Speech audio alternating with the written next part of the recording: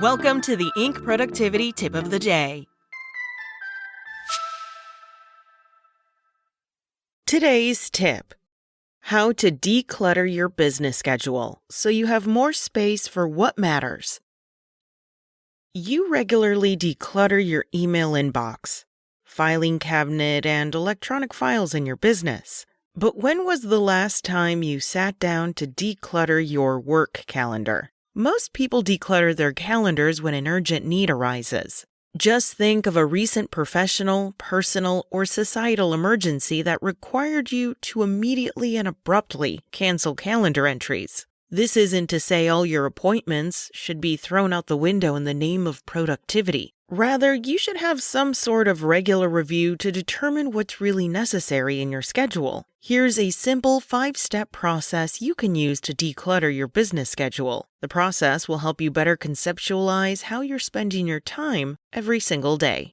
Create a list of top priorities in your business right now. If you're like most people, you tend to automatically fill up an empty calendar with meetings, appointments, and tasks. But are these items necessarily top priorities for your business right now? Grab a sheet of paper and jot down the top 3 priorities in your business right at this very moment. These could be new projects, product launches, hiring new staff, securing funding, business development, or anything else in between. Go ahead and create a list of the top 3 priorities. This will act as a guide to help you move forward in your calendar. Keep in mind that just because something is a priority now, it doesn't necessarily mean it will be in the future. Likewise, if something is not a current priority, it may become one in the future. Make a note for yourself to check on the status of items in a few months.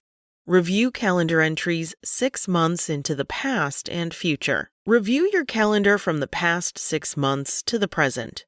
What do you see? Thoughtfully observe the scene in front of you in your calendar. Jot down any big takeaways for yourself in terms of where you spent your time. Next, review your calendar from today to 6 months in the future. What do you see? Once again, take in what's sitting right in front of you. Write down any observations or realizations from your detective work. Now that you've got a broader view, it's time to connect the dots. Where is your time being spent as an overall trend? What were you working on previously?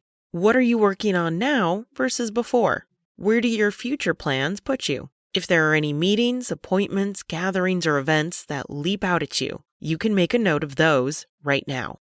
Remove commitments that don't actively align with your goals. Next, you'll want to actively remove what no longer serves you in your calendar. A good place to start is those meetings, appointments, and commitments that don't align with your top priorities. This step is crucial, because it means you are recommitting to your goals by creating time and space for them in your calendar. Of course, if you're building up a goal, say you want to put something into play now so you can reap the rewards of your hard work later, you'll want to keep these items in your calendar for use. What happens if there are meetings you need to stay abreast of, but aren't necessarily something you need to attend? This might be something where you need to outsource someone trusted to attend the event and take notes. Only you will know which events you personally need to attend, but you can make a decision about whether those other events should stay in your calendar.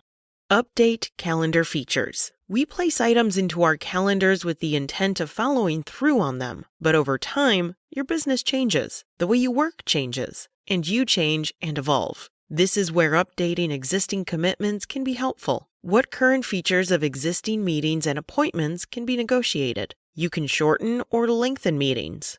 Add or subtract required attendees, hold different meeting types, and adjust dates and times. Even making a small adjustment to one meeting feature can make a big impact on your calendar. What small changes can you make right now to your calendar entries? What can you modify or change so it supports how you're working in your business right now? Make a plan to review your schedule in 6 months. You've taken great care to declutter your calendar. That's a great start. But it's not the end of your work. We must routinely declutter and remove what's no longer serving us in our lives. This is the perfect time to set a reminder for yourself to declutter your calendar. You can do this review every quarter or 6 months or so to make sure things are where they should be. Repeat the steps outlined above and think about how things have changed since your last decluttering session. Having this updated approach will help you gain a better understanding of how and where you're spending your time throughout the year. That's it from Inc. You can find more articles and tips at Inc.com and check back weekday mornings for more tips.